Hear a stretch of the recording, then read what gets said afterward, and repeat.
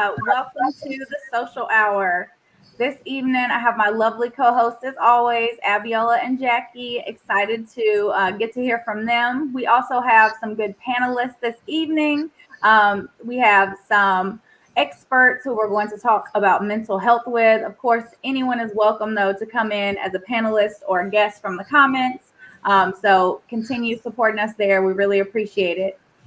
We are going to jump straight in with everybody, though. So, good evening, everyone. How are you? Hello. Hello. We're good. We're good. Good. Thank you. Thanks for coming in tonight. So tonight is a special episode about, it's going to be our inaugural mental health episode. So we are going to be discussing mental health, and I'm going to just ask y'all some general questions just to kind of gauge everyone, right, and their experience, their expertise, things like that. Abiola, I'm going to start with you, but I'm going to ask everybody's questions so it won't be awkward. So what has been your personal or familial upbringing with expressing emotions? For me, growing up in South America and growing up in the United States of America, we came from a background where emotion is not such a big thing. So it was a big shift for me when I moved to the United States of America when I saw people would hug on each other. I mean, you always knew your parents love you, but it was never a spoken rule.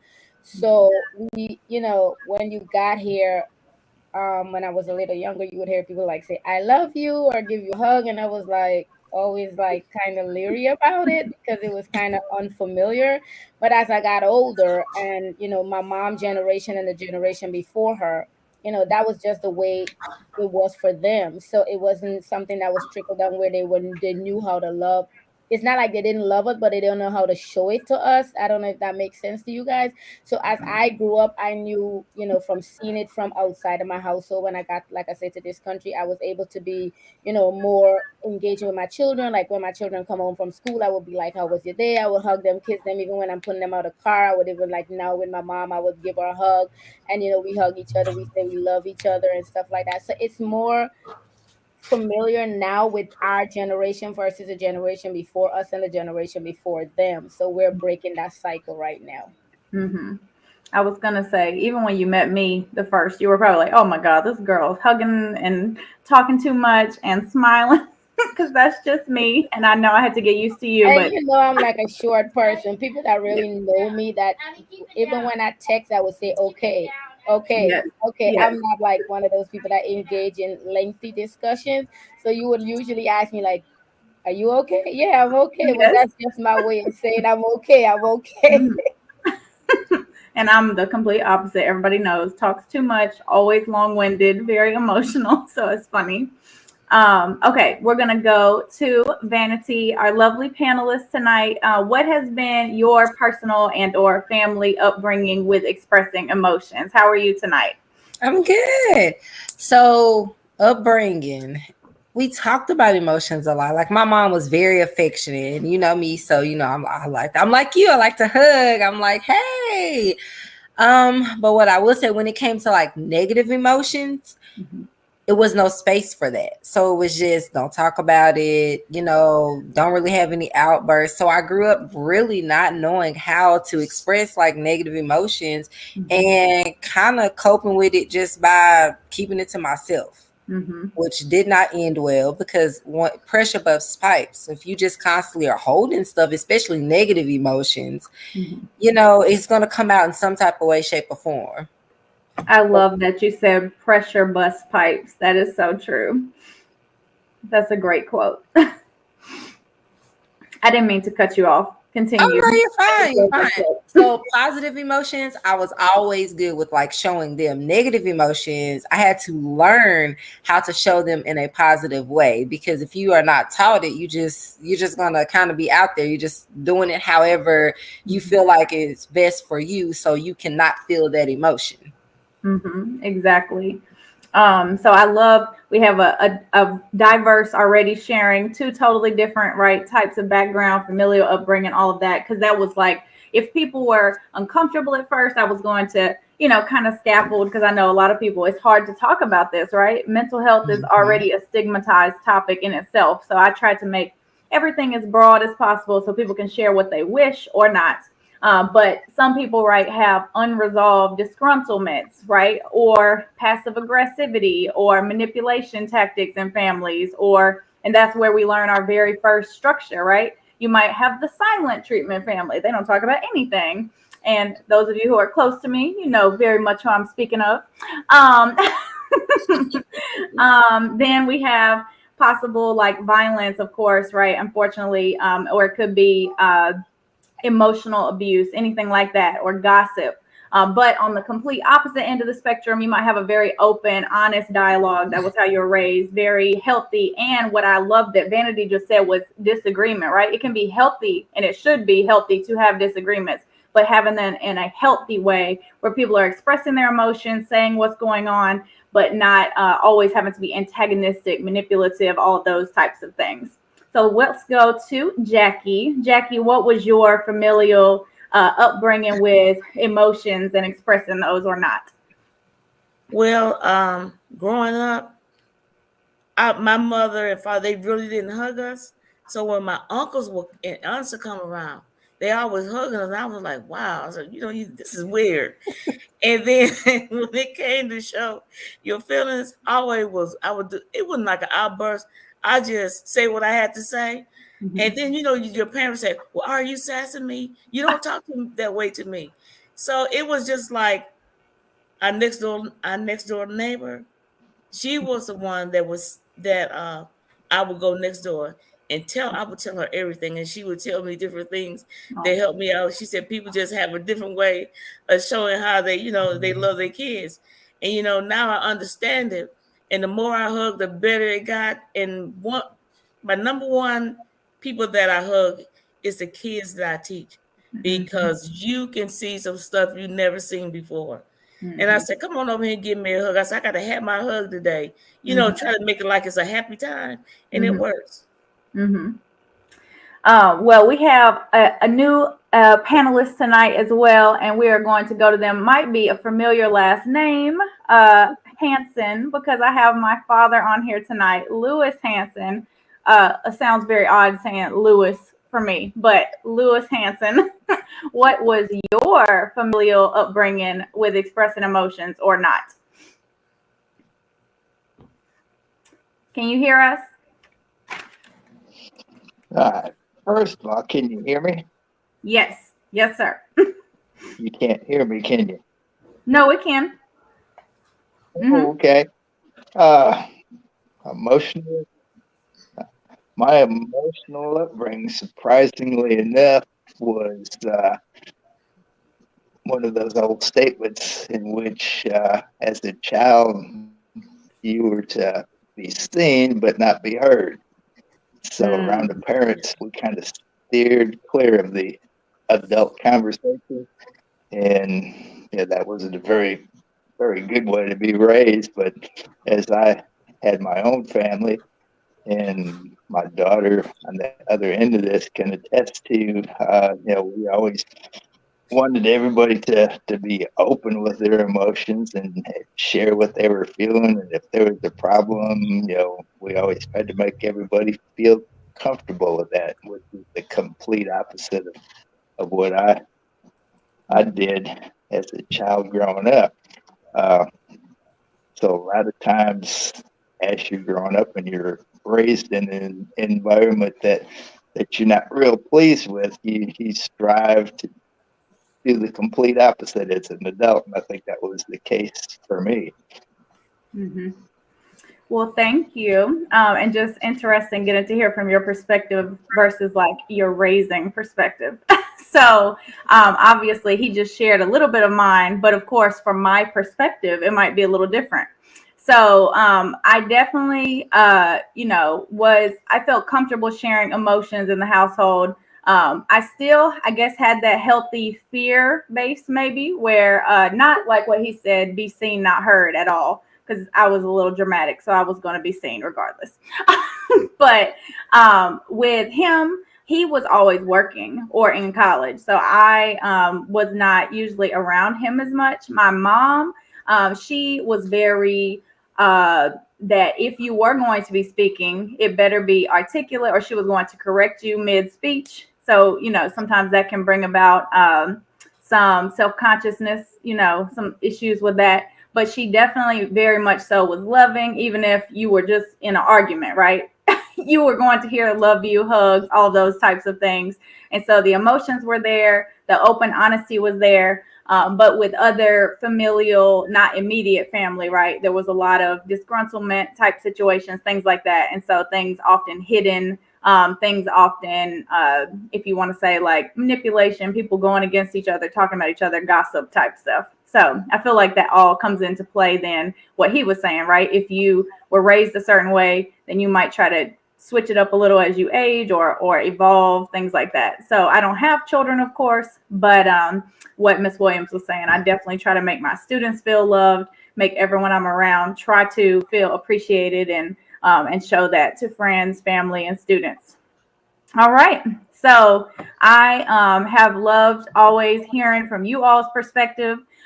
We are going to go to the next portion now.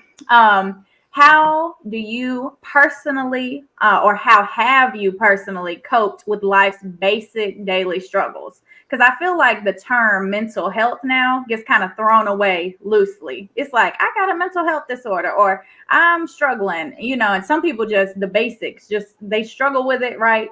But do they truly have a mental health struggle? Or is it just dealing with life? And life is hard for every single human that's going to go through it. But do they truly have a mental health struggle? Have they truly dealt with that? So just for the basics, because everyone's opinions are valid, right? Everyone's experiences are valid. But I do want to emphasize that. I feel like it's very nonchalant now how mental health is just thrown around, or self-care, all those terms now that are like almost trendy versus people actually dealing with things, coping with things, learning from things. So how have you all personally coped with life's basic daily struggles? How have you? Let's start with Vanity. Just on the daily basic life struggles, how do you personally cope? Because I know you're an expert. I consider you like a healer to me. How do I cope?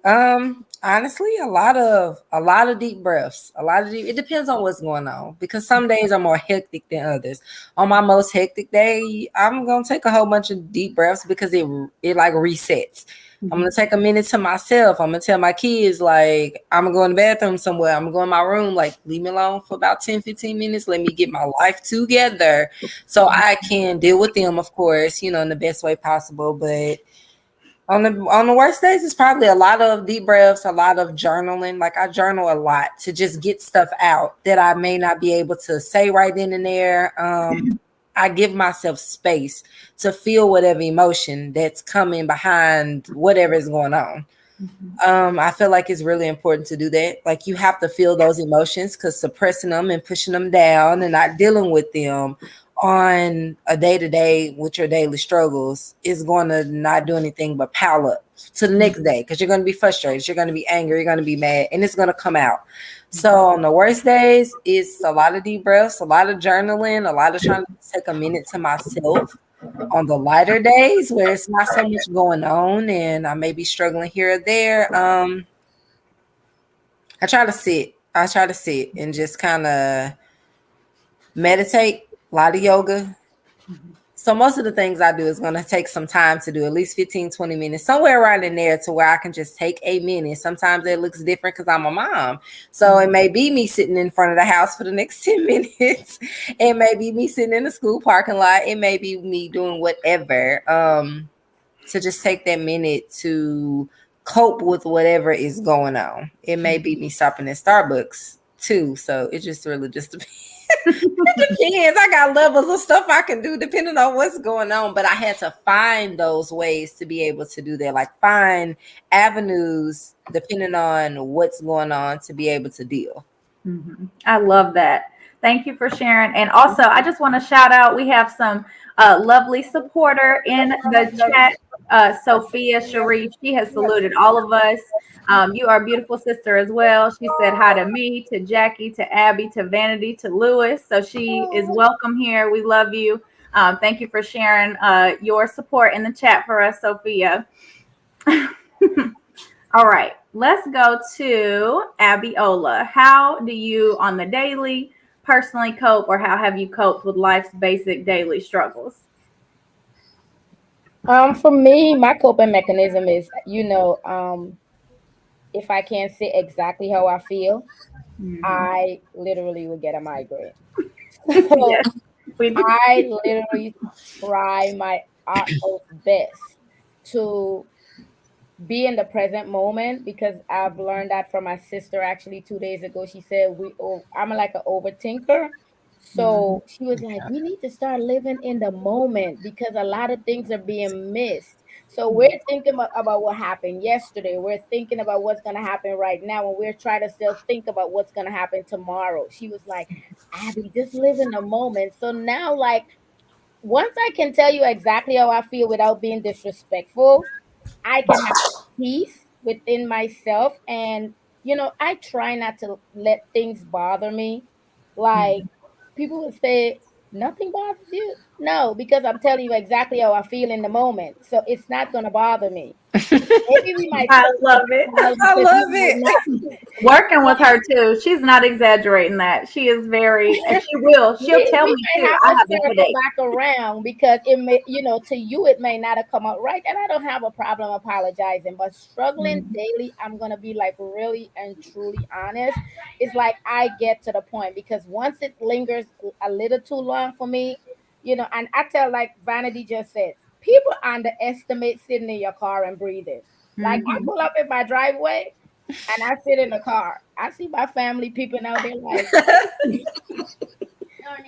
what is she doing out there? I'm just like, I'm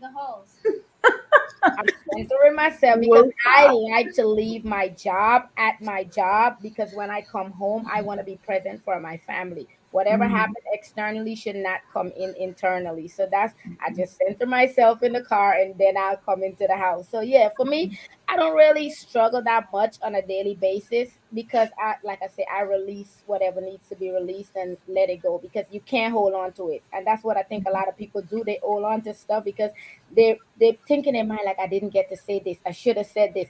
Oh no. So I'm not struggling with that aspect at all. No, ma'am.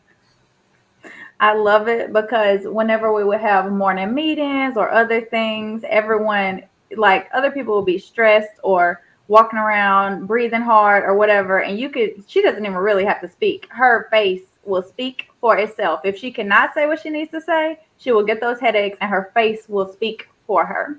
And everyone here knows what that means. Okay. So I don't have these lines for nothing, so I might need Botox. Oh my gosh. I love just the laughter because y'all are just that is, I think, one of my like personal coping mechanisms is laughter. If I can't laugh or cut up sometimes or have, real conversations, because I do not like small talk. I hate don't ask me about the weather. Don't ask me any kind of fool. If we're not having to talk about something, right, to move us forward in life, to say what our goals are, like a real conversation about things that really interest you. I feel like if I can't speak, like what Abby was saying, right, I am one of those people that holds on to things. So I definitely have to do something artistic, color. I was always coloring and doing artsy things growing up. And then, so journaling, therapy, actual scheduled every 2 weeks therapy is like I feel like it's a maximum. I have to do that. I know some people think, again, that's overrated. It's not for them. And also some people cannot do that, right? Because it's not feasible to them with like insurance or things like that. And we're actually going to talk about that tonight and hopefully offer some resources to people who can't afford it, don't have those opportunities with their jobs. And I know that was definitely not something I always had as an opportunity. And I wish I would have had a resource, right, that I could have expressed things more. So let's go to Jackie. Jackie, how do you or how have you personally coped with life's basic daily struggles? Well, I used to Oh. fuss back, just fussy, and I would say things and tell people how I felt about them, and that wasn't the right way. So when they say when you get a sour lemon, turn it into lemonade, that's how I do it. Because when they say, like, instance, the kids, oh, you're an old lady, this and that. Oh, you're back on break. So it was one guy said he called me an old blank lady, and he ran out the room. So I said, I'm gonna let this simmer for a day or two. So I seen him out in the hallway. I said, come here. I said, you know that statement you made to me that I was an old lady? I'm glad you recognize I'm an old lady. I said, but you want to know what I don't like? You calling me an old lady and you kind of chunky. I said, when you get a six pack, I said, me and you can sit down and talk. I said, until now, I said, get in that classroom. See the laughter. And, they would say, Miss Williams, when you get up, why your knees pop? It be making funny noise. I said, I don't know what you're talking about. Did anybody hear anything? Stuff like that. But years ago, you talking about a fuss box. I couldn't shut up. I just keep talking and talking and talking. And it didn't solve anything. So, and a lot of it come from, people that I know I would sit and talk and, friends, really. That was my therapy, friends and my sisters, and they tell me different things that they did. And I just took it from there. And a lot of times I just sit there and I just stare at them. And they said, what is wrong with her? And I just stare. And once you do the staring process, they'll quiet down. They don't say anything. So I like that. So laughing, staring, letting things simmer, don't have to address it right away. You and Right. Abby are completely opposite with that, but I like both methods. Okay. I just realized, and this is an honest, vulnerable part of mental health. I did not properly introduce our panelists. I was just like, my lovely co-host. Okay.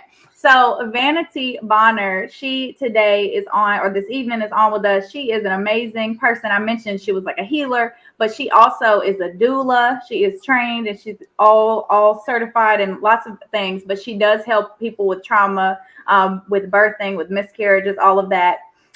Is there any other thing how you would like to introduce yourself? Of course, and your mom, she does homeschooling, all kind of things. Oh, you did it. You did a good job. Okay. I don't want to say what you are without you co-signing. No, you did. Okay. And then, of course, I mentioned earlier, Lewis Hanson is my dad, but he's much more than that. He is a therapist. He's retired, but he doesn't know how to retire. He wants to go do everything anyway, continuing to work, always gardening, still doing therapy, both online, goes part-time sometimes. So I'm going to come to him next. I just realized I'd never introduced Vanity or Lewis to the community that we have developed here at the Social Hour. So welcome to both of you. And thank you for being with us tonight. So Dad, I can't call you Lewis. It's weird. I'm going to ask you now, how do you personally cope with life's basic daily struggles? Because you have to help other people cope with them as a therapist. But how do you personally cope with life's basic daily struggles?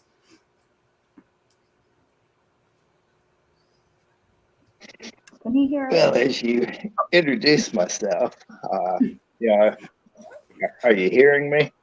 Mm-hmm. yeah. I'm not. Okay.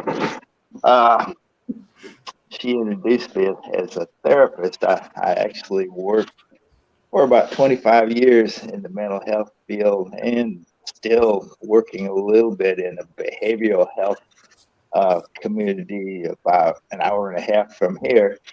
But a lot of people ask, how in the world do you cope with the stress of dealing with other people's stresses that come in and try to get all that out in 45 to 55 minutes? And then after you get done listening to their traumatic life stories, having to shut that off, take about a 5-minute breath, write a note or two, and then take on the next person that's got a totally different stressor. And do that about 10 times throughout the day. How how does a person deal with that? You have to learn a strategy of giving 100% to that person that's telling you their life story, and then give them some kind of positive feedback towards the end that it's something that they can take home with them, not telling them how to run their life, but telling them that they're doing the best job that they can at the moment with what they have to work with. If you can send someone away feeling better about themselves, having to have unloaded their story, or we call it ventilating, you've done probably 75% of your job. You can say you've done 95% of your job if maybe 1% of those people actually heard a word you said, because most times they go out of there and forget everything that was ever said, other than, well, that was a really good therapist because he really knows how to listen.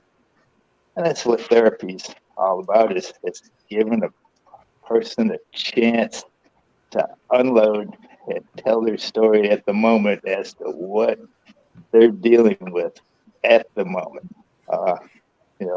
Something might have happened in their past 20 years ago, but that's not important if that's not on their mind at the moment that they're coming in and talking with you. And the way that I deal with stress after going through all that, usually take about an hour break. I'll get out and I'll grab one of the fellow employees, and we may go walk around the block for 45 minutes and then come back and try to scarf down some food. But mainly that walk helps you unwind. You've got to have a way to do your own unwinding. Listening's helpful because you're helping others, but you got to help yourself too. You can't let other people drag you down. So that's a mouthful right there. And then you have to come home after all that. When I was working, it was an hour drive going to work and an hour drive coming home. I'd have that chance to unwind for an hour, listening to the radio, opening the windows, listening to the birds, taking in nature, and then just get home and forget about everything that you've dealt with all day and take your family life the best that you can before you pass out from exhaustion and go to sleep and get ready for the next day. I was gonna say, and then had to put up with me and Mama's mouth, and he didn't say anything about that. Trying to stay on the positive side. He was like, "Let me walk on the trail." Okay, I also see Sophia is really supporting us in the chat as well, which is a good transition from what he was just talking about. I can attest to his walks. Plus, I force him to walk more sometimes, exercise on the video chat.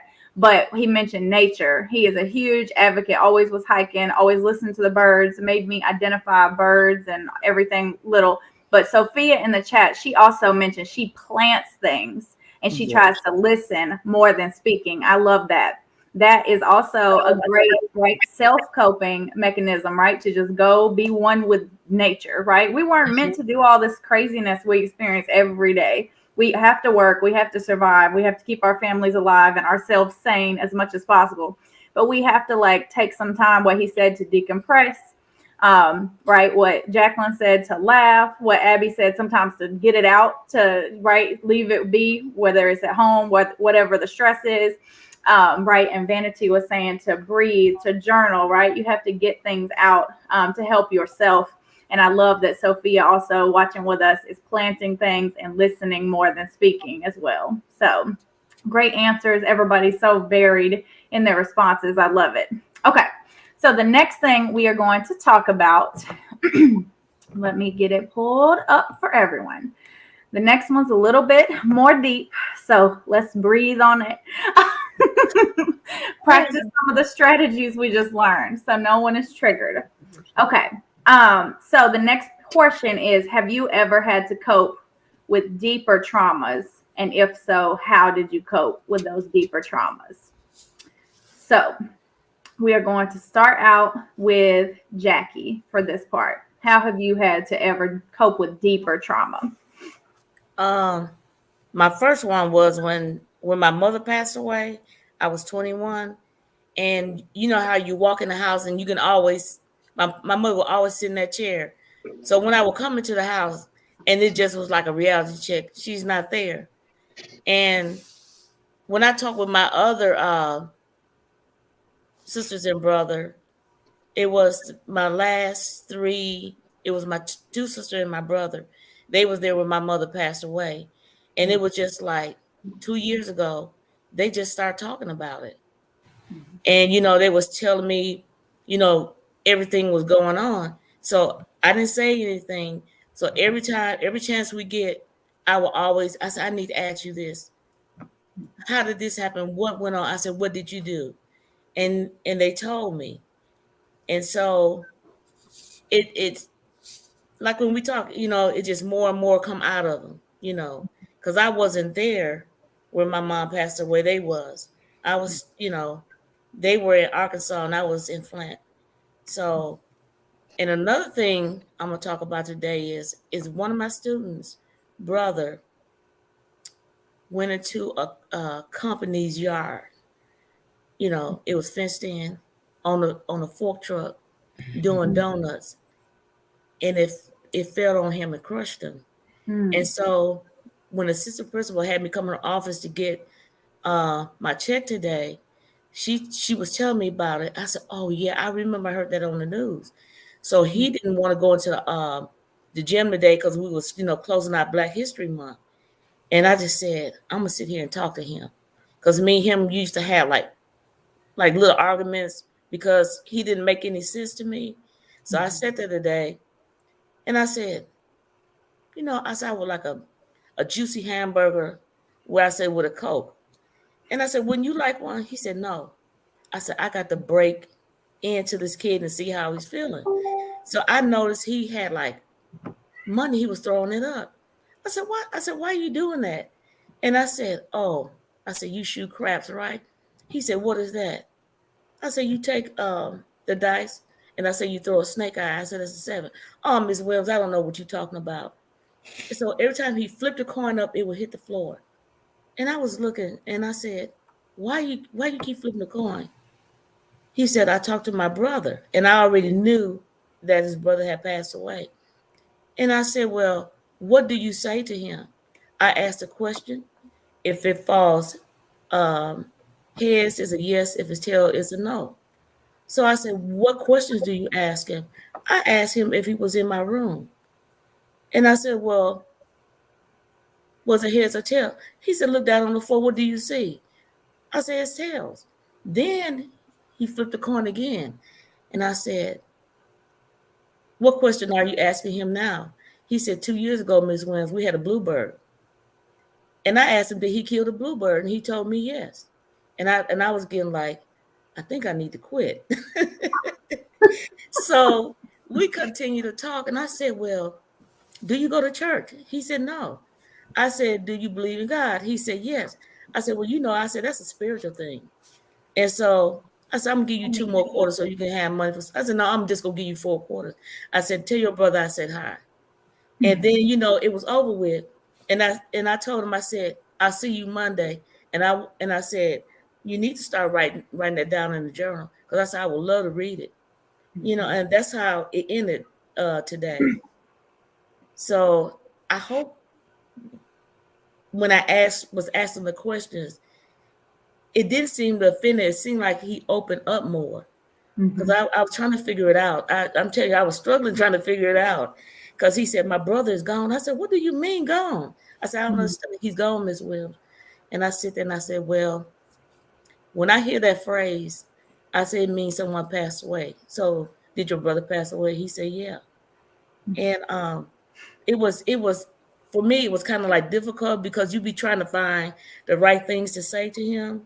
And I think I did well with the questions, but I don't know how I'm gonna deal with this Monday when I see him. So I told the assistant principal, I said, I really think he needs someone to really talk with him. Mm-hmm. And I said, please reach out to his dad and let his dad know. I said, if his dad want to ask me what I was talking about, I said, I tell him. Mm-hmm. You know, so that's how I ended. And I said, I see you Monday. He said, see you Monday, Miss Williams. And I said, all right. Thank you so much you're for welcome. sharing both your familial trauma that you had to deal with, and then also Right. how you help and advocate and help students through things. Right. And not only students, you help your friends as well, because you've helped Oh. me prior. So when she was speaking, it reminded me of a quote that I saw recently. And I'm going to share the screen and let me know if y'all can see. So it Okay. says, what mental health needs is more sunlight, more candor, more unashamed conversation. Can y'all see that? No. Okay, well, let's see. Well, either way. So it's a quote by Glenn Close, and it's what mental health needs is more sunlight, more candor, more unashamed conversation. So either way, when Jackie was speaking, it reminded me of that, because sometimes we hold on to things. We don't say things when other people perhaps need to hear them. We worry about if it's going to come out the right way, if we are going to hurt someone or offend someone worse that's going through something. But what if you never said something to them, right? Right. A poem that I taught last week to some of my students was called The Consequence of Silence. And it was all about a student. She was actually a poet laureate here in Nashville that wrote that. But we worked with her dad, Miss Williams, Jackie. Her dad was the one that would come in to my brain just died to the institution on Mr. Caldwell. Yeah. So Why We Can't Wait.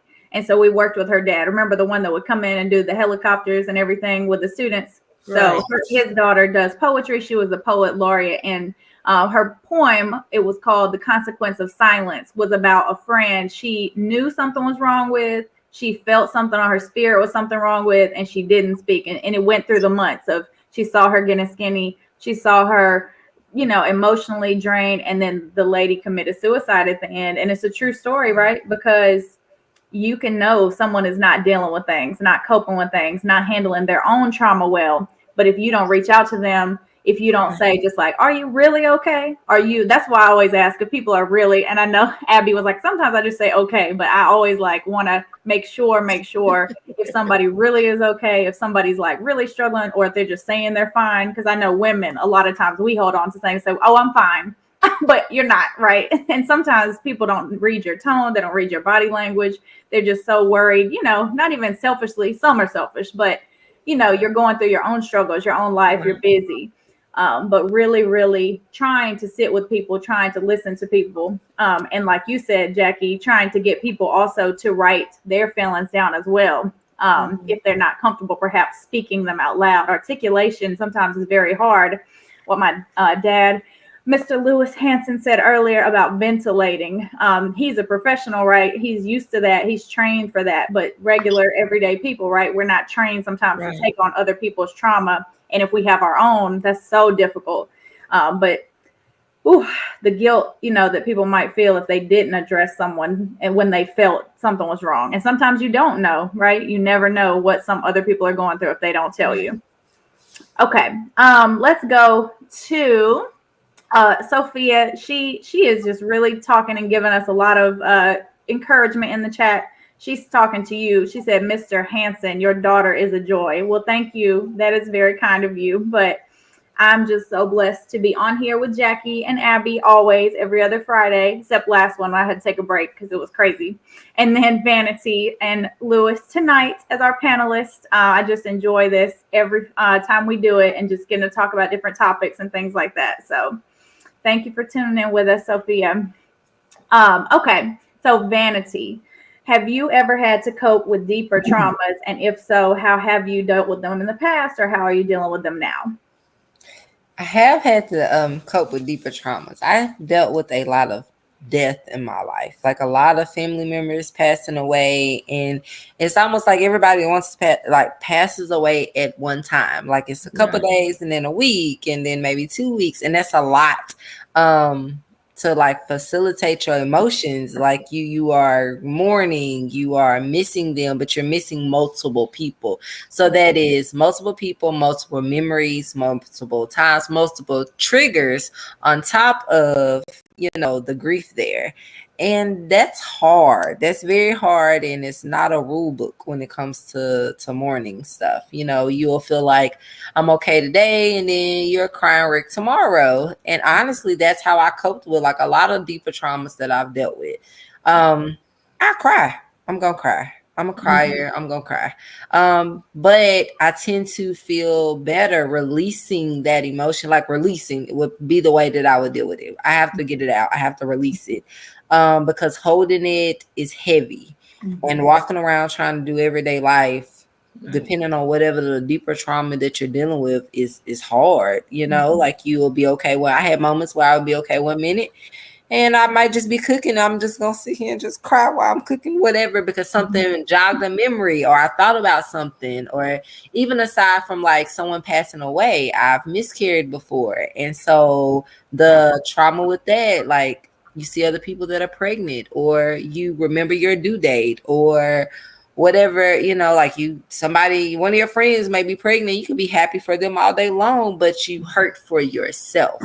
So crying was how I dealt with it. Trying to talk to other people that may have experienced the same. And most of the time, you know, in your circle or friendship or whatever, you're going to find somebody that has been through what you've been through to some degree. But therapy also, and I think that's something that mental health, people try to go over that. Like they don't want to talk to anybody that's a professional. And it's like, it's fine to talk to your friends, you know, because if they're truly your friends, they're going to try to be there as much as possible. But you may need more than just that. You may need more from a professional level to help you cope, to give you some of those coping skills, mechanisms to use to get through your deeper trauma. So that would be the way that I dealt with it, is crying, therapy, having to even get to a point in life to where I was okay with accepting help from a therapist and not feeling like, oh, I'm not going to tell anybody that I'm in therapy because they're going to think I'm crazy, or the stigma that comes along with that is so bad. It's so bad, because if you are someone that's younger and you're coming in after you have the parents that were we ain't talking about no emotions. We're not talking to nobody. We are not going to talk about it. Therapy is quote unquote not for us.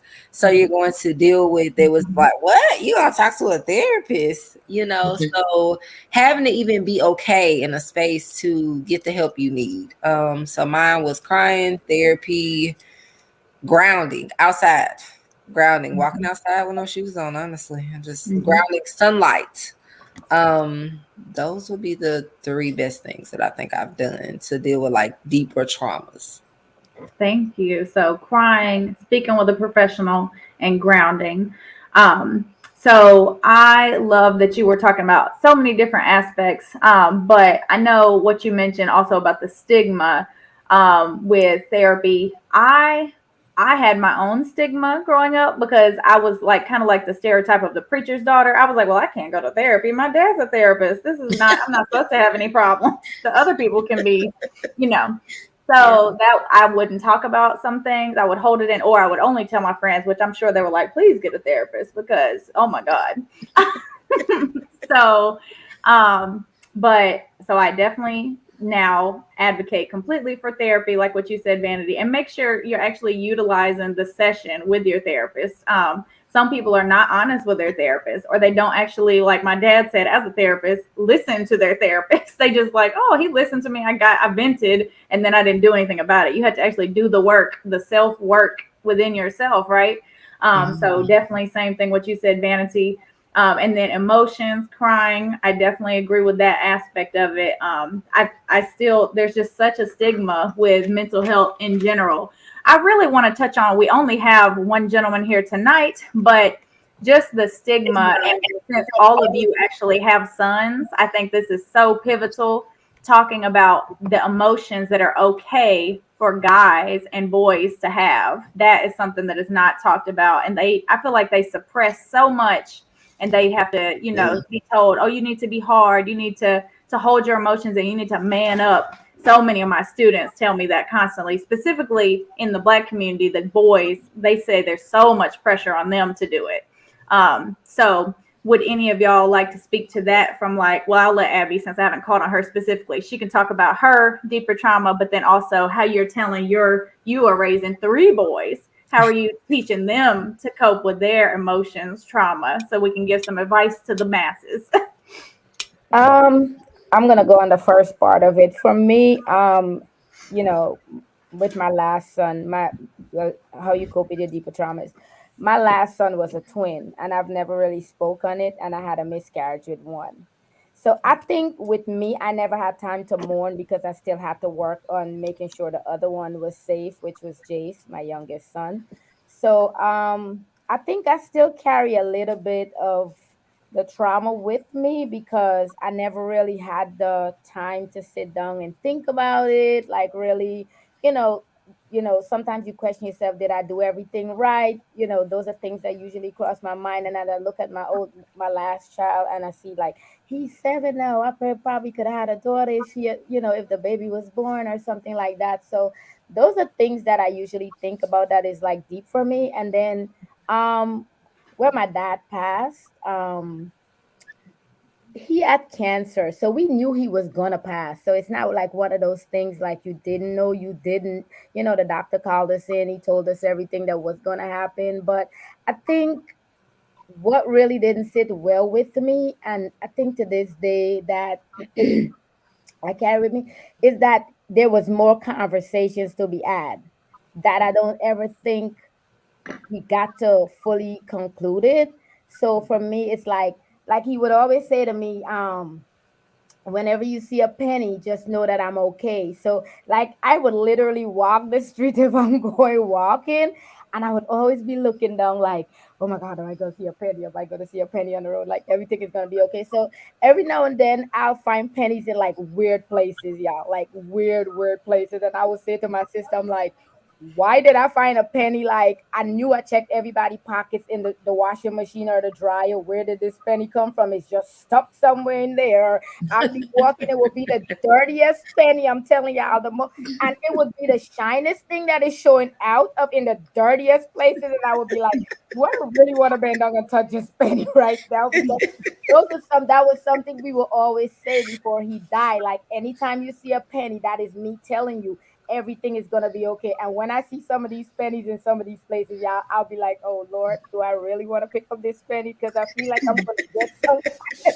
But I would just bend down and pick it up and bring it home and wash it and put it in a piggy bag. So I have like a ton of pennies in like a peanut butter, a peanut jar that I keep as I go on. So, and I think another thing for me was when my grandmother passed, they found her with my dad. I could deal with it because we knew he was going to pass, but just those conversations that was never had. But with my grandmother, they found her dead in her bedroom. So I think she had a heart attack, but that kind of hit me like really, really hard because my grandmother, like she literally raised me when I was younger back home.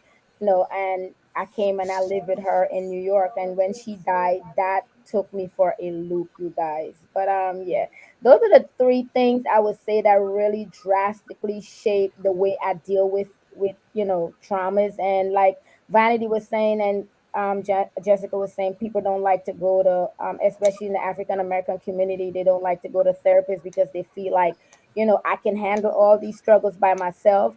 But I tend to navigate things pretty fairly well. But if at any point I feel, and I would say to anybody out there, you feel like you really need to talk to somebody, I would advise you to talk to somebody because sometimes that might be that voice of reasoning that your friends might not be able to give you at that moment because that's your friend. They may not want to come out and be, like, girl, you really need to go do something about this. They might just try to sugarcoat it, whereas a therapist might be more explicit, like this is the steps you need to take to get better, and things like that. But raising my sons, Let's get to that. My sons are very vocal. Jessica would tell you. Like, I raise my kids to be very vocal with their emotions. Like, if they don't like something, they will tell you they don't like it. They don't appreciate it. They're not rude about it. They will tell you. And Jessica can attest to that because she has had to deal with my middle child and the last one. The oldest one is, he knows how to navigate, not to hurt feelings. So we're working on that. But he shows his emotion. But a lot of times he'll show his emotion in his face, like I do. So like I would go to parent teacher meetings and they would be like, well, he's really good. But when he looks at you, you can tell from his face, like he would cut you with a knife in his face or something like that.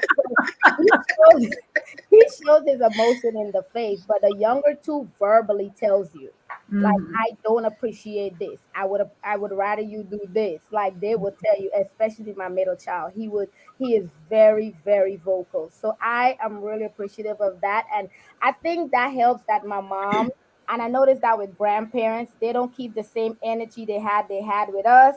But for some reason, when they got grandkids, the grandkids can say and do They anything. get away with How they're everything. expressing themselves, but when we were doing it, it was rude. But she's like, oh, they're just expressing themselves, Abby. Oh, they're just expressing themselves. Just let them be. And I'm like, ma'am, you need to keep the same energy you had when we were growing up for your grandkids. Please do. She like, There's no, some there's some flip to that though. I was gonna say my mom. I don't have kids, of course, but my brother and sister will always complain. Well, you get away with all kind of stuff that we did. And I'm like, first of all, I lost so many privileges.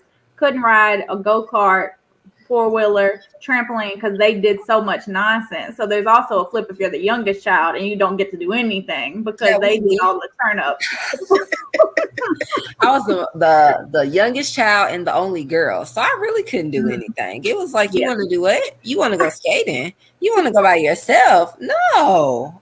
So I told my mom, y'all just ruined it for me because by the time I came along, I already couldn't do anything because I was a whole 16 years later, a girl, and y'all turned up on mama because she won't let me do nothing. Yeah. Yep. Yeah, well, I'm the middle one, and I was the turn up one of the family, and still is. So, so by the time the youngest came around, I think they was exhausted dealing with me. So they were like, "No, we done. We over this." Okay, so we are going to go to Lewis. I still can't get used to saying that, but how have you had to cope with deeper traumas in your own life? And if so, how do you cope with them?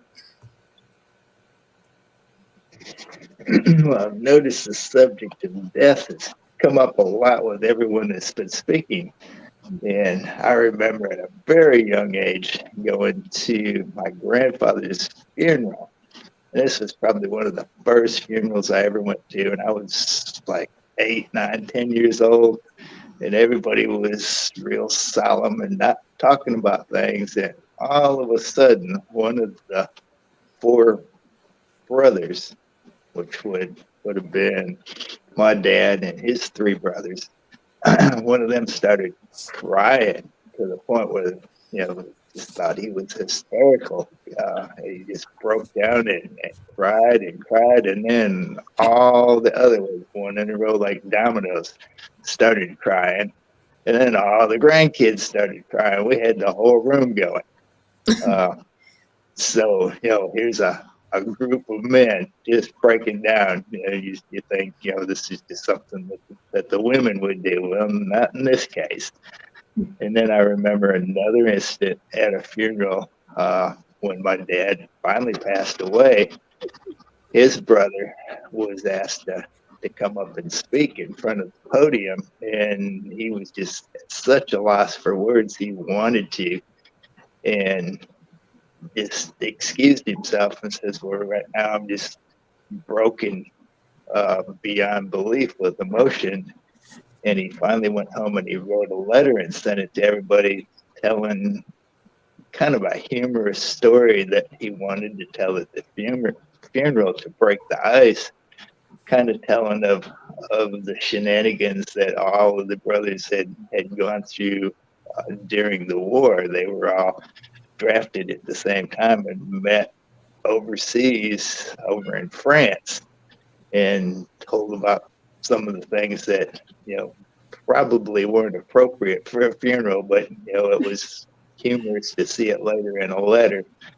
But the aspect of being able to share your emotions when somebody passes away, whether they're a friend or a not so close friend or a family member, there's always that aspect of, just not knowing what to say at the time, or for fear that if you start to say something that is going to strike you as being so emotional as a man, especially that it's going to cause you to break down and cry. And for goodness sakes, you don't want people to see that.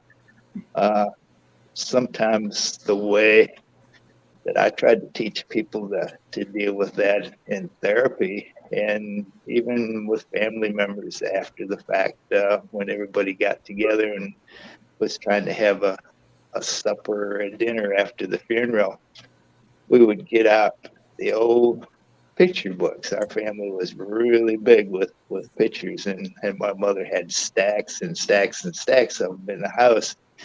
And we would bring out pictures of the person that passed away as they were growing up as children, and as they got into high school and got married, and just different things in their life.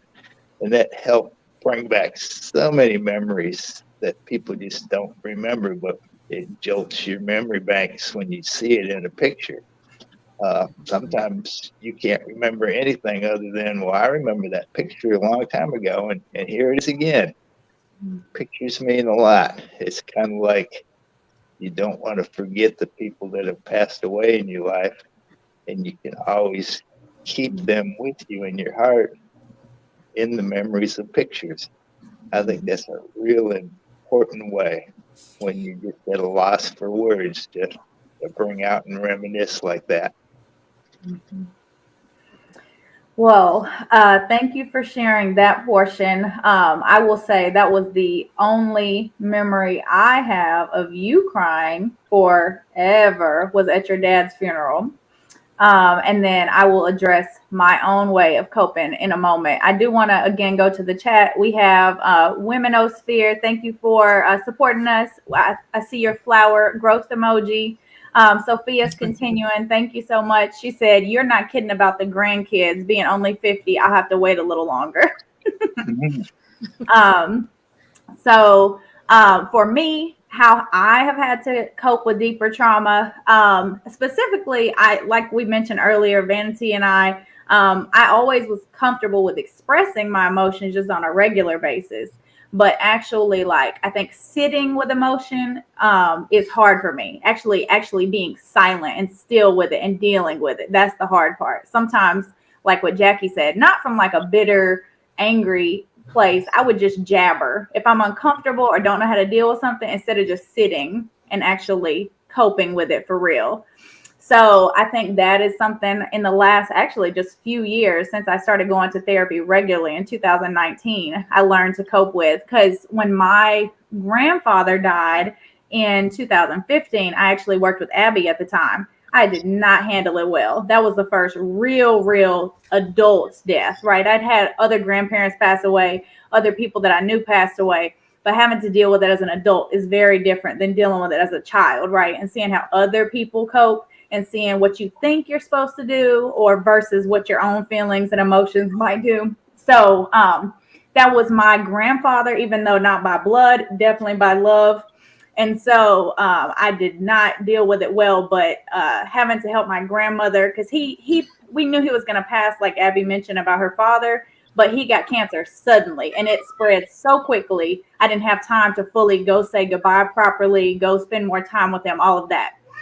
So that really hit me hard. But then the most two recent, I'm going to be like Abby and have three, not follow the rule. My grandmother passed away in 2020 during the height of COVID. So like many people have experienced in this ongoing tragedy of COVID, right? Losing a loved one during COVID was a whole different ball game, right? You couldn't have a huge celebration, everybody looking at photos together, everyone congregating, having a meal, all of that. So only being able to see like 10 people, right, even though she might have impacted so many more people, was hard. And having to actually plan the funeral was even harder, especially because everybody knows family doesn't always act right. Not this one that's on here with me now. He's always supportive. But sometimes others don't, right? They can't get along. If you're dealing with your own trauma and other people are not cooperating at the moment, that can bring you further trauma when you haven't properly, again, to piggyback off Abby, like been able to properly fully deal with it at the moment yourself. So having to like listen to music, sit with myself, that is so difficult. I see we have another lovely person I'm going to add to the stream that's here tonight. I love always having Queen on. How are you tonight, Queen? I don't know if she can hear me. I'm good. Hi, how's everyone on the panel? Good. Hello. We're talking about some deep stuff tonight.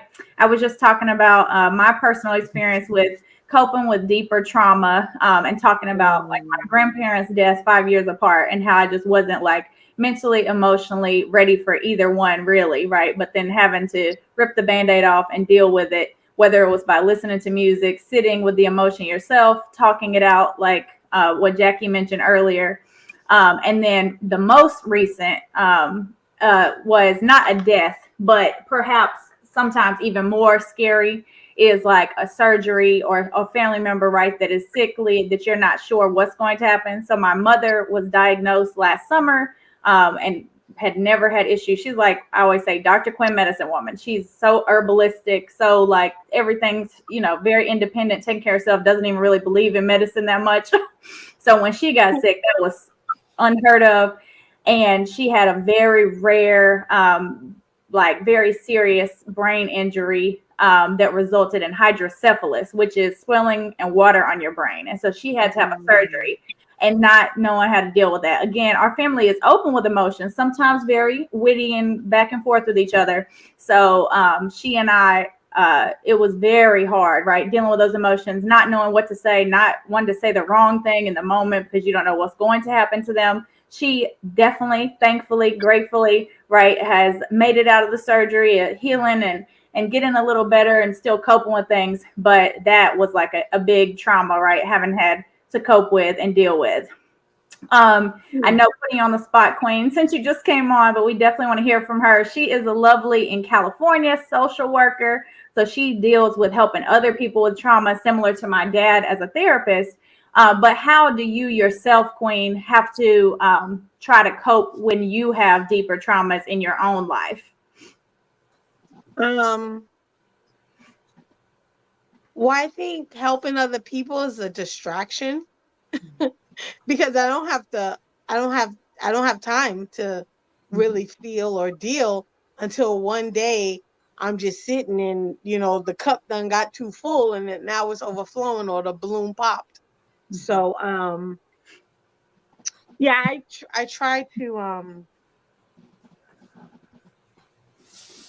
not good at it still, I try to, maybe journal how I'm feeling or just pray or, listen to music or just, my husband's good at when I come in, he's good at checking with me, hey, how's it going? How was your day? Or how was your night? And I'm, and if I'm acting weird, he'll just say, hey, I think you need to go on a little drive or go get some air. So I'll just go somewhere, a beautiful scene, and I'll just sit until I'm either, listening to a music that stirs something or, I try to take care of myself. I go swimming, I walk, I'm trying to do more things to self-care. But yeah, it's hard, It is hard. Sometimes I'm like, sometimes I don't, it's, I realize that I do need to go back to therapy. But because I don't know if the trauma that I'm holding is my client's or mine, because it becomes so real to me that it's like, sometimes when I'll talk and I'm like, but that's not what's going on in my life. I'm like, where'd that come from? Or, so I have to really you know, I'm not good at leaving work at work sometimes. I'm better, but I'm not, you know, it still can be kind of hard. Um, but I see you have another, the number 3 question is, have you ever had to cope with deeper traumas? If so, how? And so when I was, you know, in college, um, I lost 3 people every 2 weeks. Hmm. And so it was my uncle, my mom's brother. Um, and when I found out he was sick, I was, of course, in the West Coast. And so I just called him every day. I literally spoke to him every day. I sent him pictures. We were talking about the pictures, you know, laughing and joking. And then he was just gone. I was at his funeral and then came back out here. And 2 weeks later, my best friend growing up to next door to her mom died of a heart attack. Hmm. And I didn't get a chance to come home for that funeral, but when I got home, it was like my mom's birthday, but she was battling stomach cancer and it had like ravaged her. Like Hmm. she was just skeleton bones. And my best friend was at the birthday party and she told my mother, you know, you have to survive because you're my only mother left. And then 2 weeks later, my mom died. Hmm. So it wasn't real. It wasn't because I didn't live there. So when I went home, you know, it took me a while to get on the plane because it wasn't real to me. Um and then when I went home, it was like, hey, I gotta take care of my dad. Hey, I gotta take care of my nieces and nephews. Hey, I gotta take care of my sisters. Hey, I gotta take, you know, so I just got busy. You know, my sister was pregnant with her first child. And so, you know, I was like, oh my gosh, we gotta make sure she's okay. Um, and then after the funeral, everything, when I flew back out to California, that's when I felt it on the plane, and the plane had just taken off. And it's like a 6-hour flight, 5.5, 6 hours. So I remember just all of a sudden not being able to breathe. And I said, God, you have to knock me out because they're going to lock me up if I don't fall asleep right now. So I literally fell asleep and I didn't wake up till we landed. And I never fall asleep that long. So I just came back out here. I started getting back into college. I started the 4-year college. I had just transferred. And, I was just going about school until it wasn't like I just kept going. It was weird. And all my roommates were like, are you okay? And I'm like, I'm fine. What are you talking about? And it was like, and I was like, what are you talking about? I said, stop tripping. I'm good. I'm good. I'm good. So the first week of school, um, one of my friends, no, I'm sorry. This happened after I got back. So I went to school for 2 weeks and then all of a sudden I couldn't get up anymore. I wouldn't wake up. I just stayed in the bed. Hmm. And so then I started going to therapy and, it took me about a year. Like I missed 2 semesters. I had to withdraw 2 semesters. And so,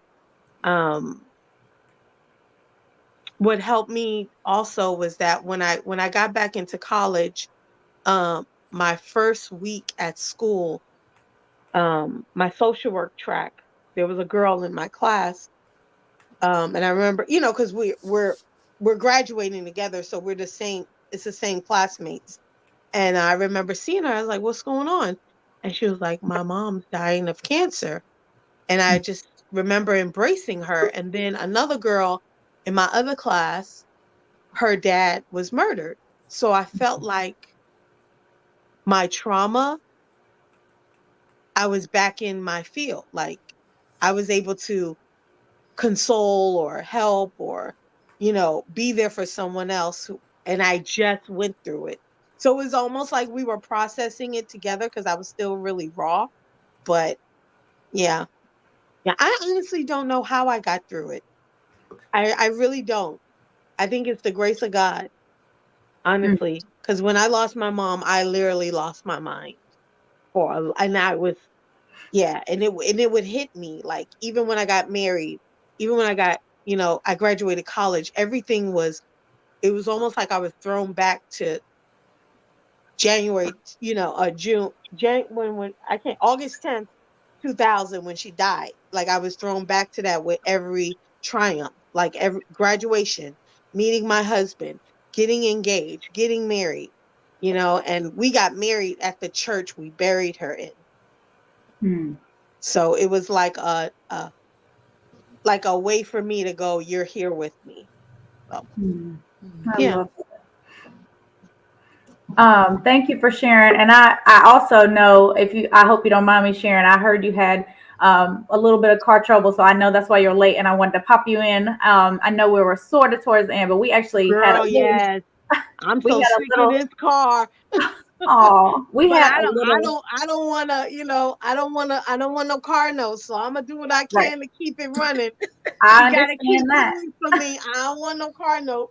I understand that. I had the same car since 2003 until last year when it finally broke down on the interstate. So I was right there with you, trying to drag it out till the wheels fall off. Um, so Sophia in the chat, she mentioned, which I was going to speak to, that sleep on the plane was a defense mechanism so your body wouldn't shut down. She says virtual hug for all of us with the entire panel, because we went deep. Some of us were literally just texting each other saying, this is deep, this is a lot. This is what we want, though. I want this to be a safe space always. I want everyone to feel like, you're not going to get cut off. I know we have to go through questions and stuff, but I literally showed a video interview to some of my students in class this week, and it was Viola Davis, and she was talking about her trauma and her poverty and just the dire circumstances she grew up in. And they were saying that interviewer was cutting her off. And I was like, well, I'm trying to play devil's advocate. I was like, she's got to stick to a time limit. But also giving someone space and letting them have the moment when they are talking and dealing with such heavy subject matter. Because this has been such an evening of sharing. Some of the connections I made, I'm trying to sum up in my brain to share out with the world while you were speaking, Queen, about distractions and not fully coping and not fully dealing with things and still working, right? This is a work in progress, mental health. But Abby had mentioned earlier, always being so busy in life, sometimes you don't properly get to deal with something and don't realize, right, just how profound of an effect it had on you mentally, emotionally, and you just keep going. You got to keep your family, got to keep your car, got to keep bills, keep your students going, keep your clients going, whatever it is. And sometimes we don't get to properly, handle that trauma that we have experienced. Yeah, I wanted to say something about what you said about the Viola Davis interviews and what your students were saying about cutting her off. I think what I've realized is that my trauma is my trauma, even if it's very similar, the same color, it's still not your trauma. It's still not how you dealt with it or how it made you feel. And I don't think a lot of people are comfortable with talking about trauma, or they talk about it very they deal with it differently. So they deal with it very, very business-like. Like this happened, this happened, this happened. I responded this way, and now I'm doing this. So whereas me, I just break out and start wailing like I done lost, I'm the last person on earth, out of nowhere. I mean, like it was crazy. Little side note too is like I almost felt like I started hallucinating because I went back to work and I worked at a bank, and there was a woman who came up to my window and she smelt like my mom. Then another woman, she looked like her. And my manager knew. And so she would tell me, whenever you are like having a hard time, just because I had to keep working, like she would say, just make sure you make eye contact and go in my office and, call your therapist. But it was crazy. Like I was like freaking out, like I'm hallucinating. That woman doesn't look anything like my mother. She doesn't sound like my mom. So I think also when people cut stuff off, what I've realized is that not everybody can handle my trauma. And so I had to be very careful because in sharing your trauma, sometimes you can be re-traumatized because the person doesn't know how to hold it. It's not that they're a bad person. They just don't know how to respond. Like one girl told me, well, at least you had a or something. She said, I forgot what she said. And I was like, what? I mean, I wanted to punch her in the face, but so I just walked away. So I realized that I can't talk to everybody about it. And that's okay too, you know? So. Exactly. So on a regular basis now, what we're wanting to try to do, we of course always are just going to talk about a variety of topics here on the social hour, but I do want to offer, because what we've talked about so many topics tonight: death, miscarriages, so many, a variety of traumas, right? Dealing with emotions as a child versus dealing with emotions as an adult when you haven't properly gone through them. Many of our listeners, many people on Knowledge and Relationships, listeners of the social hour, you might not have access resources to therapy, right? Or someone to properly listen, someone to, like what Queen was saying, hold on to trauma, right? So we've got to listen earlier. I think a couple people had to get off, but my father was on earlier, Lewis Hanson. He is a licensed therapist in Alabama. We also have Jacquelyn Williams, her cousin LaDonna Miller. She is from Chicago, Illinois. She is also a therapist. And then there's another gentleman who I'm not going to say his name yet because it's not approved, but he is a coworker of my dad's. And we are going to hopefully be able to get them on. Everyone on the show, have y'all heard or seen the show Frasier that used to come on with Kelsey Grammer? Yeah. I wanted to sort of be like the vibe like that, like once a month at least. I just want it to be like the social hour mental health check-in minutes. And I want it to be like, okay, there's a professional here. We're going to be like the Rosses, I guess, if you will. So we can kind of like filter people who come in, right, and let them speak to the professional if they want to express their feelings. And if there's not people that want to call in that week, then we can just talk about social issues that are going on historically. There's so much just in the world that brings people stress that you're, maybe not properly dealing with, and you might not have a platform to discuss things that you're worried about. Like right now, Ukraine and Russia, right? There's so much going on with that people might, they might have military families. They might have worries if they work for the government, all kind of different things like that, or just a general worry. Of course, all the ongoing racial injustice in America and otherwise, right? That people have to deal with on a daily basis on top of their work, on top of their families. Then we can do a little less heavy subject matter, right? Just talking about like pop culture, Pete Davidson and the Kanye West of the world. If people are going through struggles, because just because you're famous doesn't mean you can't be going through it. And just things like that. So we'll have those opportunities. Hopefully, I'm thinking once a month. So we do this every other Friday. So it'll probably be once a month that, once a month something else. But we will be hopefully providing that service to people who do want to tune in, who would like to talk with a professional. And you do not have to share everything. Like tonight, we were all vulnerable, but I do want it to feel like a safe, open space where people can come in if they have those needs. So I think he is back. I saw you came back on, Lewis Hanson, Dad. Do you want to speak to some things that you might offer services or what your expertise is? And then we can ask Ms. Williams. You can get your cousin to come on next time, LaDonna. And then if you want to ask Dr. Grant to come on, we would like that, Dad. But you can speak to what your specialty is, what you usually deal with, what you usually offer services with.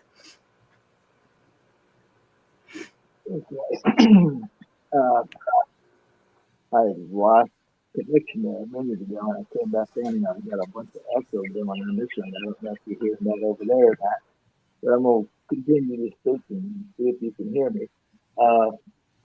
Jessica came up with this idea about doing, the therapy thing where people could come on and share their problems. And the issue that probably comes to mind is confidentiality, which happens within clinics too. Have to be very careful when you're talking about personal problems, not to be naming names and that sort of thing. So we're going to be real careful about that so that we don't invade people's confidentiality. And they try to keep things in check. If somebody accidentally starts saying something, we'll say, well, wait a minute, we need to back up and not do that, just because you wouldn't want the same thing to happen to yourself. See if you can move a little closer to the camera or to the phone speaker, because it was louder earlier when you were speaking. So I know most of what he was saying was about confidentiality, and I definitely want to take that into account. Most of the time, we kind of do something similar, Abby, Jackie, myself. Every time we've ever talked about any of our students, if you notice, we never say our work name. Nobody knows where I work. Nobody knows where Abby works. Nobody knows where Jackie works. Nobody ever says the student names. So, of course, on Frasier, the whole format was the person that came on, of course, knows it's a public forum. It was a radio show on his show. This is a YouTube, so it's even more. You could do like what Queen and Vanity have right now. You could put up a picture. You don't have to show your face. You could change your name. So if someone wanted to come in anonymously, they could do it like that on YouTube. You can always change your name, change your picture. And a lot of people might just want to come on and share something they're struggling with, just ask for general advice. So we are really excited about that opportunity, but we'll definitely keep that in mind and always reiterate that before those shows would take place about confidentiality, keeping any anonymity, right, that they would desire, that we would. But, it is a public forum. So, of course, if they join the show, that's them showing that, they are comfortable, like Queen was saying, right, open, talking about a lot of heavy subject matter. So, but I know that might be a concern you were mentioning, maybe Dr. Grant would have, so you can let him know that we never say any person's name. We never say any work you can share, like I'm from Tennessee. Some people might not ever say where they're from though, right? So it's all up to basically them, because it's them acknowledging that they want to come on the show. They want to ask questions. They're showing their personal trauma or nature, or asking for help, or they could, email you or something like that later. But I'm not offering you up for free services 24/7, just when we are on the show occasionally. So don't worry. This is not a pro bono. I just want to offer the resource so people can know this is a safe space to come in and talk and deal with things that they might be worried about in the world, or it could be personal. But okay, see if you're now able to speak, since you're closer to the speaker and we can hear you. What is your specialty with therapy, and what do you normally treat, so people can just know? I've got a master's degree in clinical psychology, and my specialty area would be working with the seriously mentally ill. So I've dealt with a lot of people that had psychosis, schizophrenia, adjustment disorders, depression, bipolar, a lot of the real heavy duty stuff that people don't usually share. But there's a lot more of them out there than we realize. So maybe having this film can bring some of this people up to share and make other folks more familiar with it. Hopefully this sounds like it's going to be a really good idea, and it sounds like a work in progress. Okay. Well, we'll get your sound fully together next time, but definitely he works with schizophrenia patients, people who are dealing with very severe trauma, right? And hopefully to destigmatize, right? Because just because you have a diagnosis that is a heavier mental illness doesn't mean that, no one should know about it. No one should ever speak about it. You might not feel comfortable sharing that unless it is privately with a professional. But other people in the world might also be dealing with the same things, right? And worrying about feeling like you're totally alone, knowing that there's a community, knowing that this is an open space, open forum, and possibly then taking it a step further and seeking help, whether it be, seeing if there's resources in your specific community, your specific state, just seeing what those resources might be. And that might be a stepping stone, right? Where people might not have ever fathomed being able to afford therapy, being able to talk about mental health, trauma, and just making sure that they know that this is a safe space where they should do that.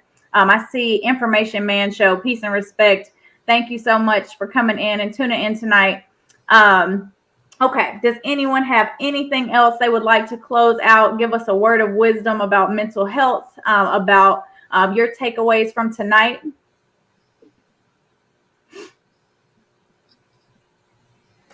Yeah, I'll go. Just remember that making yourself a priority is key, because it all starts with you.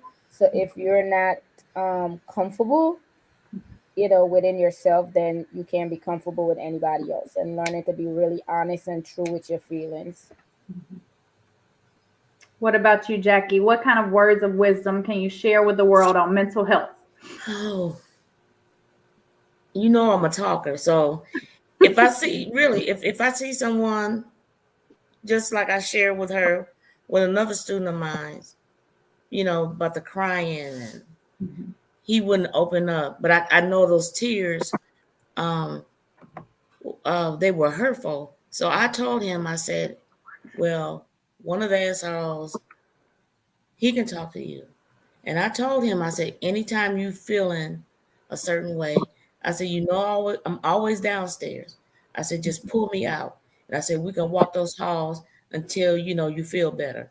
So I just, offer some, like a service, just to help a kid out. So sometimes it's confusing. It's a struggle to try to understand where they're coming from. And, just like when I was with the child today, with the flipping of the coins, I had never seen that. And I said, what am I getting myself into? But it was rewarding for him to tell me the flipping of the coins, the head is yes and the tail is no. So that was just truly different with me. And when he told me that he didn't go to church and he believed in God, I told him it was spiritual. And I left it at that. I didn't say nothing else on that accord. What about you, Vanity? Would you give us any final words of advice on mental health for our listeners? Final words for mental health. Make it a priority to deal with your mental health. I would say just make it a priority to deal with your mental health and whatever is going on with you. Don't act like it's not there. Don't push it to the side. Don't be like, oh, I'm okay. When you start to notice that there's a breakdown, there is an issue, there's a problem, handle it. And if you don't know how to handle it, I would say reach out, Google resources that you were talking about earlier. Reach out to, because somebody's going to know some way to get you some type of help, especially right now, because mental health seems to be something that's super trendy. Everybody wants to talk about. So there are a lot of resources out there. We talked earlier in the show about how some people don't have the insurance to pay for it, but there are a lot of resources that are there to help you. So I would say definitely try to reach out to someone. I'll get with you, Jessica, on some more resources for the listeners to be able to access. So that would be the advice I have. Thank you. What about you, Queen? What is some final words of advice on mental health you would give our listeners? Be gentle with yourself. We're all broken in some way, and that you don't always have to have it all together, and therapy. Sometimes friends get overwhelmed. So, you gotta find another crew. I think my family's like, look, girl, stop calling me. They're like, here she go. What's going on, Queen? No, but they're cool. But I think therapy is very important. And there's 1-800. There's 24-hour crisis lines. There are a lot of things out there for people to just talk. Sometimes people just need to talk. So yeah, be gentle with yourself and give yourself time to heal. Know that you're in no rush. Like who are you trying to rush for? What's the point? It's like you wouldn't want me to rush your food and make it nasty. You want it slow, right, and good, right? So give yourself the space to be slow, right, and good. Okay. Thank you. What about Lewis? What kind of final advice would you give about mental health for any listeners? Sounds like everybody needs to really work on being able to to open up on things that are hidden away real deep. And, you know, that mental health professional's job is to be able to make them feel as comfortable as possible so that they can share what emotions they're going through and get that out on the table so they can deal with it. So maybe this will be another form that can help people do that can't normally get to. All right, thank you. So I have a couple of last things. Like I said, my vision is for this to continue, for people to, again, think this is an open space. So, of course, I'm going to go back to our First Lady, former First Lady, Michelle Obama. A remark that she made when talking about mental health was, at the root of this dilemma is the way we view mental health in this country. When it comes to mental health conditions, we often treat them differently from other diseases like cancer, diabetes, or asthma, and that makes no sense. Whether an illness affects your heart, your leg, or your brain, it is still an illness, and there should be no distinction. So I really feel like the stigma has to go away with mental health. With that being said, what Vanity mentioned earlier too, right? Some people, they really, I don't know if it's like they want clout or attention and they're trying to say, I have a mental illness, when they really don't, because they just, maybe they're bored or they don't have enough to do with their life. But really think about how people who are really dealing with deep-seated trauma, how that can make them feel, right? If you're just saying, oh yeah, I have a mental illness, but you know, even, I know you might not be diagnosed or something like that, but think about saying things so nonchalantly when people are really dealing with deep-seated psychosis, things that have been diagnosed. Okay. Then also, I always have to shout her out. Auntie Tabitha Brown. Ooh, if you have not read her, Feeding the Soul, I'm going to put in the chat at the end, to be of the Auntie Tab mindset. To be truly yourself is the only way you can be free. She literally posted a video today that I'm going to share, and I feel like it all ties in perfectly with this. If you have time in your life later, it's around 8 minutes. She talks about how she literally used to change her accent, everything, because she was worried people would judge her because she was from the South and that they would think she was ignorant. So she didn't even let her friends, her family, anyone know the real her. And she was like, I wasn't truly me, so I wasn't truly free. And she was referring to all the different things we all have going on right now, right? Worries we have, maybe mental illnesses, all kinds of different things, right, that we could be struggling with. But just be your truest self to be free, and then you will attract the people that are meant to be around you. The other people, you don't need them in your life anyhow. So if you need a safe space, if you need a place to speak, if you need a place to just be you, please know that can be this space here at the Social Hour. And we have enjoyed being with you tonight to talk about mental health, and hope that you make this a space for yourself in the future. You're welcome. Have a great evening. Thank you for tuning in with us. Bye. Bye. Bye. Everybody.